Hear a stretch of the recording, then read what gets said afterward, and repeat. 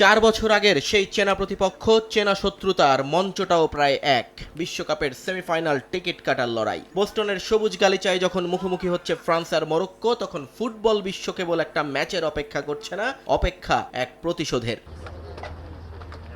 টানা তৃতীয়বারের মতো সেমিফাইনালের টিকিট হাতছানি দিচ্ছে দুবারের বিশ্ব চ্যাম্পিয়নকে। গ্রুপ পর্ব থেকে নকআউট, প্যারাগুয়ের ডিফেন্সের কালো জাদু ভেঙে টানা 5 জয়ে উঠছে লেব্লুজরা। টুর্নামেন্টে ইতোমধ্যে 13 গোল করা ফরাসি আক্রমণের নেতৃত্ব দিচ্ছেন কিলিয়ান এমবাপে। 7 গোল করে গোল্ডেন বুটের রেসে আছেন যিনি, সাথে দেমবেলে, ওলিসে আর বারকোলার গতি। কোচ দিদিয়ের দেশমের জন্য ম্যাচটা রেকর্ডের। ডাগআউটে 25তম বিশ্বকাপ ম্যাচ পরিচালনা করে স্পর্শ করতে যাচ্ছেন হেলমুট শনের কীর্তি। তবে তিনি জানেন, সামনে যে দলটা দাঁড়িয়ে, তারা স্রেফ চমক দেখাতে আসেনি। মরক্কোর প্রোফাইলটা অন্যরকম। 4 বছর আগে দোহায় সেমিফাইনালে ওরা নিজেদের জাত চিনিয়েছে। ওরা আফ্রিকা কাপ অফ নেশনসের ফাইনালও খেলেছে, তাই ওরা সেরা দলগুলোর একটি। মরক্কো এখানে ভাগ্য গুণে আসেনি। এটা এমন দুই দলের লড়াই যারা বল পায়ে রাখতে ভালোবাসে, আক্রমণ করতে পছন্দ করে। আমাদের সেরাটাই দিতে হবে।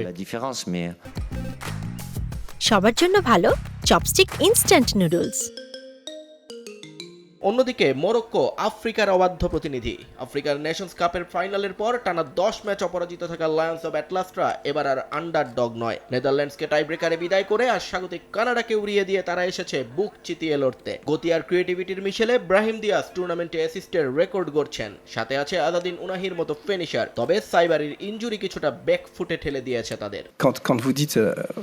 লোকে যখন বলে টুর্নামেন্টটা আমাদের জন্য এমনিতেই সফল, আমার উত্তর সবসময় একই থাকে, এই প্রশংসা আমার প্রয়োজন নেই। আমাদের আরো উঁচুতে যেতে হবে। আমি এইটুকুতে আর তৃপ্ত হব না। যারা বলছে তোমরা তো দারুণ করছো, হারলেও ক্ষতি নেই, ফ্রান্সই ফেভারিট, তাদের কথা আমরা শুনছি না। আমরা জেতার জন্যই মাঠে নামবো।